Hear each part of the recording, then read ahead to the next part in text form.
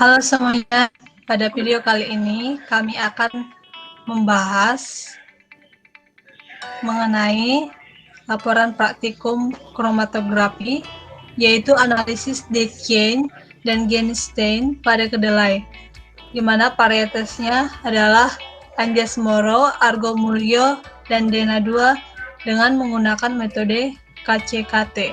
Namun sebelum itu, perkenalkan saya Indah Maria Tioda Ilman Gawal dengan NIM 1813031033 dan rekan saya Ida Yuadestri Anggraini dengan NIM 1813031035 dan rekan saya NIM 1813031040.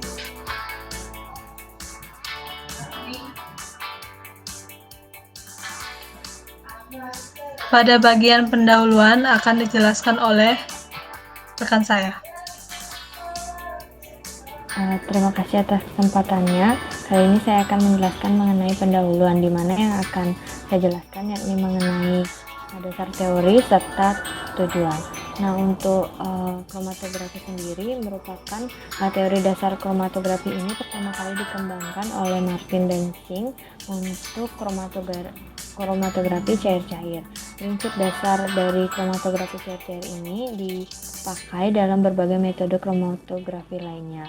Dalam teori ini, suatu molekul sampel ditempatkan pada suatu kolom yang telah berisi fase diam. Nah, di dalam kolom ini, aliran fase gerak akan membawa komponen-komponen keluar kolom.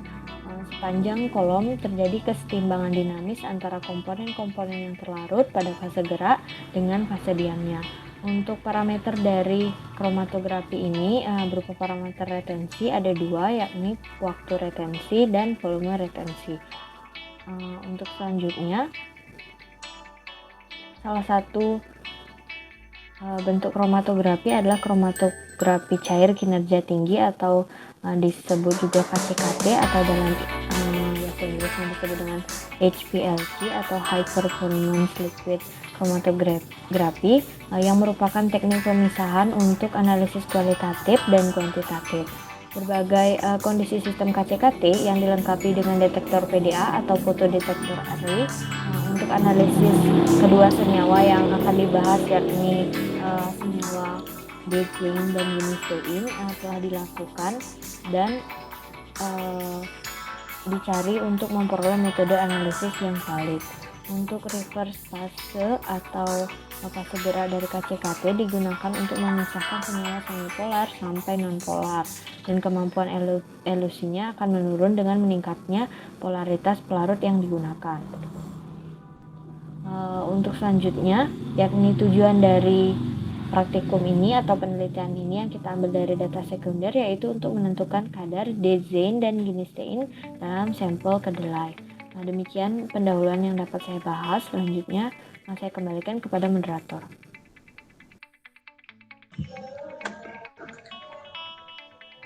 Selanjutnya, alat dan bahan yang digunakan dalam praktikum ini adalah alatnya HPLC Water Detector PDA, kolom Sunfire TMC 18, software komputer untuk pengoperasian KCKT, sonikator, sentrifugasi, kertas saring, Wattman nomor 1, membran filter dengan ukurannya yaitu 0,45 mikrometer.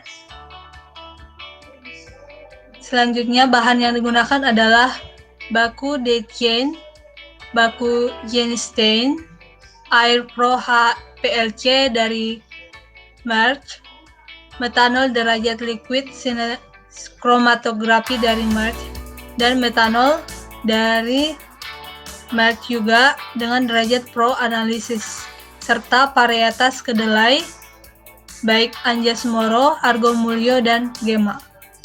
Selanjutnya, prosedur kerja adalah yang pertama preparasi sampel dan yang kedua kondisi KCKT. pada preparasi sampel, keledai varietas yang ketiga tersebut dihaluskan menggunakan grinder sehingga didapatkan serbuk kedelai. Serbuk kedelai tersebut diayak menggunakan ayakan ukuran 40/50 mesh untuk mendapatkan keseragaman ukuran, lalu ditimbang. Selanjutnya dilakukan perbandingan dan dilakukan maserasi, di mana perbandingannya dilakukan dengan metanol 50%, yaitu 1:10. Selanjutnya dilakukan lagi penyaringan maserat yang telah didapatkan menggunakan kertas saring Wattmann nomor 1 sebanyak 2 kali penyaringan, dan dilanjutkan dengan sentrifugasi selama 10 menit. Maserat yang dapat dilakukan penyaringan kembali yaitu menggunakan membran filter. Maserat juga dilakukan sonifikasi selama 10 menit lalu diinjeksikan ke dalam KCKT. Selanjutnya kondisi dari KCKT adalah penyiapan fase gerak, penyiapan baku, analisis dan perhitungan kadar dead chain dan genistein dalam sampel kedelai. Pada penyiapan fase gerak ini, komposisi fase gerak metanol dan fase gerak air yang mengandung 0,1% asam asetat diatur sesuai komposisi yang dikehendaki, dan sistem elusi yang digunakan isokratik. Pengaturan komposisi dari fase gerak ini dilakukan secara otomatis dalam sistem KCKT. Dalam penyiapan bakunya, yaitu dilakukan penimbangan seksama 1 mg dechain dan genistein dan dilarutkan dengan metanol sampai 5 ml. Lalu dibuat deret konsentrasinya masing-masing itu 20, 40, 60, 80, dan 100 mikrogram per mililiter. Lalu dilakukan pengukuran dari panjang gelombangnya. Selanjutnya, panjang gelombang maksimal digunakan untuk mendeteksi senyawa dead chain dan genistein secara KCKT. Fase diam dalam praktikum ini adalah Sunfire TMC 18. Fase geraknya adalah metanol, air yang mengandung asam asetat glasial dengan perbandingan 53:47. Kecepatan alirnya adalah 1 ml per menit. Sistem injeksinya adalah auto sampler. Dan volume injeksinya yaitu 10 mikroliter serta detektornya adalah photo diode array atau PDA. Dalam analisis dan perhitungan kadarnya yaitu fase geraknya disesuaikan dengan kelarutan analit yang akan dilakukan pemisahan. Nah, setelah dilakukan analisis menggunakan KCKT, maka akan diperoleh data luas area puncak dead chain dan genistein dari tiap-tiap sampel. Demikian dari penjelasan saya. Untuk pembahasan selanjutnya saya serahkan kepada rekan saya.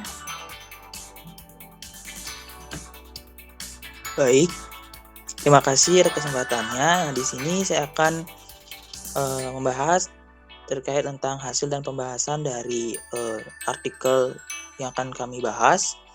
Nah, di sini ada dua pembahasan, yakni yang pertama itu perlu menganalisis dan memperhitungkan kadar dead-chain dan genistein dalam sampel kedelai, dan yang kedua itu yakni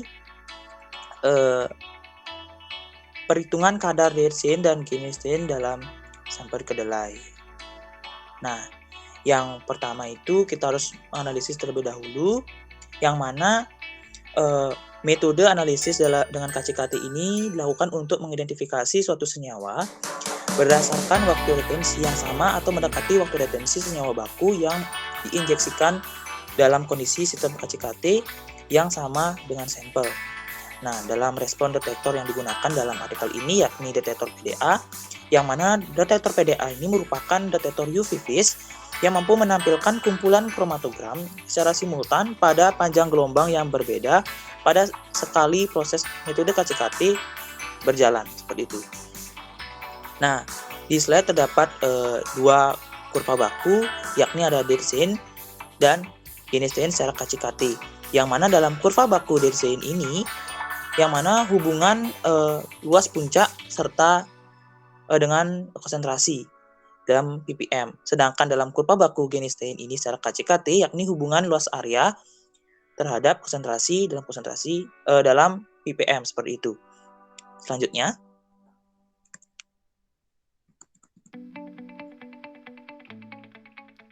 nah, di sini ada 3 kromatogram berdasarkan varietas kedelainya, yakni ada yang pertama itu ada Anjas Moro, Argo Mulyo, serta Gema.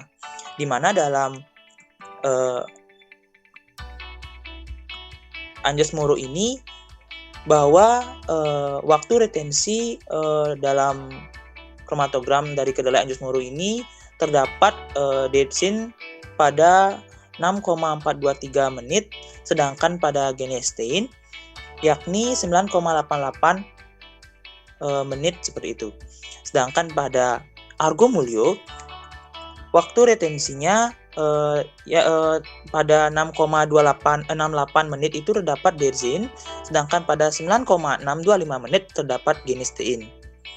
Dan pada kromatogram kedelai Gema yakni waktu retensi 6,226 menit terdapat Dirsen, sedangkan 9,519 menit terdapat Genestein. Seperti itu. Selanjutnya, yakni memperhitungkan kadar Dirsen dan Genestein dalam sampel kedelai, yang mana data luas puncak kromatogram tersebut kemudian dibuat perhitungan menggunakan persamaan regresi, yang mana pada kadar Dirsen ini persamaan regresinya yakni Y sama dengan 27658X min 13410. Nah, dengan R itu sama dengan 0,991. Sedangkan pada kadar Genestein didapatkan persamaan Y-nya itu 32726X min 15917, yang mana R itu 0,999. Seperti itu. Jadi bisa kita lihat bahwa R itu 0,991 pada Dirsen dan R 0,999 pada Genestein, menunjukkan bahwa kurva regresinya itu hampir sempurna. Hampir sempurna linier, seperti itu. Nah, jadi bisa kita ketahui bahwa dengan memperhitungkan kurva regresi tersebut dapat memperhitung kadar Dirsen dan Genestein pada kedelai varietas Anjas Moro, Argo Mulyo, dan Gema, yang mana masing-masing tersebut 18,69 mg per 100 gram, 29,68 mg per 100 gram, dan 14,15 mg per 100 gram. Sedangkan kadar Genestein yakni varietas Anjas Moro, Argo Mulyo, dan Gema yakni 23,67 mg per 100 gram, 22,15 mg per 100 gram, dan 21,22 mg per 100 gram. Di sini bahwa kita bandingkan dengan peneliti yang lain, yakni dari Mazur pada 1998 menyampaikan dari beberapa bahan pangan yang telah dianalisis, diketahui kedelai menempati urutan pertama mengandung Dirsen sebesar 10,5 sampai 85 mg per 100 gram berat kering, dan Genestein sebesar 26,8 sampai 120,5 mg per 100 gram berat kering. Baik, itu saja yang dapat saya sampaikan terkait dengan hasil dan pembahasan dari artikel ini. Terkait kesimpulan akan dibahas oleh rekan saya, yakni Indah. Makasih. Adapun kesimpulan dari hasil penelitian ini adalah menunjukkan kandungan dari zat aktif Dirsen dan Genestein dalam kedelai, yaitu pada masing-masing kedelai varietas Anjas Moro, Argo Mulyo, dan Gema.